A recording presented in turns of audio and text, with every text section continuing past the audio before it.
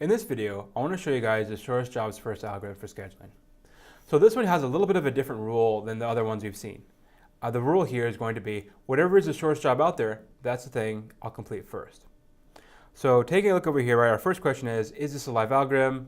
Well, the answer is no, right? If I need to know what is the shortest job, that implies I need to know all the jobs that are out there so that I can pick the shortest one, right? Otherwise, it could be one that I just haven't seen yet, that's going to be my shortest one. So this one is not a shortest algorithm, or not a live algorithm. So I'll go ahead and write no over here, right? Okay, so now we know how this thing is positioned.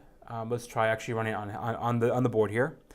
So here, right, is again basically my task to run, right? So I have my P0, P1, P2, right? You can see they're all kind of different sizes here. We already talked about the format for that. So if I wanted to run this algorithm, right, what I would do is I basically would have to start by reordering these by the burst size. So in this case, right, I would start with P1, right, that's the shortest one, then P2, then P0, right? So I need to kind of order in those ways. And you can see I've already done that there in the diagram, right? So P1 is first, P2 is first, P0 is last. So those are my three processes. Now that I've ordered them by how long they're going to take.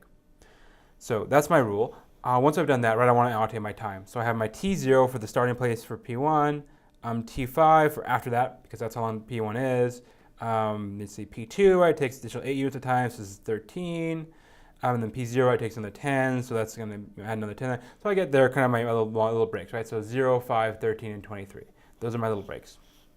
Okay, so that's how my algorithm schedules stuff. So now let's do our analysis. First thing, right, is average completion time. Well, that's going to be our 5, 13, 23, right? Just drawing it from the picture, seeing where those things end. Add them all together, divide by 3, 13.6. So this is already better, right? This is already better than what we saw before.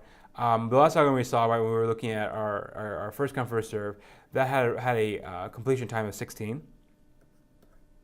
So we're already doing a little bit better there, right? We're 2.4 better. Then waiting time, right? So waiting time, it's going to be 0 waiting time for the first one, 5 for the second one, 13 for the last one.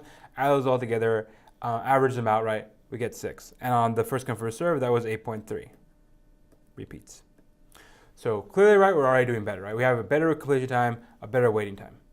So it is nice in the first come, first serve, but we're not a live algorithm, which is a little bit problematic. So this maybe is not something you'd use in practice.